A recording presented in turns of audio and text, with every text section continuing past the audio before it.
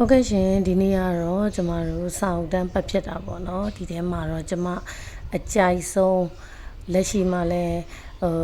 ရီပန်းစားနာမည်ကြီးနေတဲ့စာအုပ်တွေရှိရပါတော့ဥမာငါအတွက်ငါရှိတယ်လို့မထူနဲ့ပြန်ထနိုင်တယ်လို့စသဖြင့်ပေါ့နော်တက်ပေါင်တက်ညီများချင်းသုံးလို့ဒါမျိုးလေးတွေကျွန်မကြိုက်တာလေးတွေတွေ့ခဲ့တယ်ဝယ်လဲဝယ်ခဲ့ပါတယ်ဒီတလုံးမှာဘာကြောင့်လဲတော့မသိဘူးစာဖတ်ရတာငငယ်တုန်းကတော့အရန်ဝါသနာပါခဲ့တယ်အိမ်အောင်မကြခင်အထိကတော့တွေ့သမျှစာအုပ်စာပေငငယ်တွေကဖတ်ဖြစ်တယ်ပေါ့နော်ဒီနောက်ပိုင်းကျတော့ကိုယ် personal အလုပ်တွေရော professional အလုပ်တွေရော ਨੇ အရင်အလုပ်ရှုပ်တော့စာမဖတ်ဖြစ်ဘူးဒါပေမဲ့ကျွန်မဒီအသက်39 38နောက်ပိုင်းအခုဆိုရင်တော့ကျွန်မ40နာနေပြီပေါ့နော်ဒီနောက်ပိုင်းမှာတော့ကျွန်မစာဖတ်ရတာကိုပိုကြိုက်လာတယ်ရာသီဥတု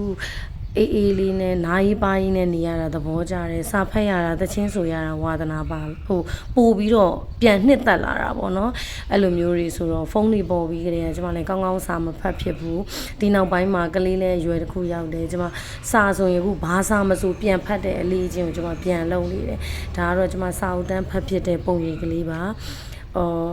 ဖုန်းတွေထဲကနေစာဖတ်တာကြတော့ taste တစ်မျိုးပေါ့နော်စာအုပ်ကိုကင်ပြီးတော့ဖတ်ရတာတွေကလည်းပိုပြီးကောင်းတာပေါ့နော်ကဲဒါကတော့ကျွန်မအကြိုက်ဆုံးစာအုပ်လေးတွေပါနောက် vlog မှာပြန်တွေ့မယ်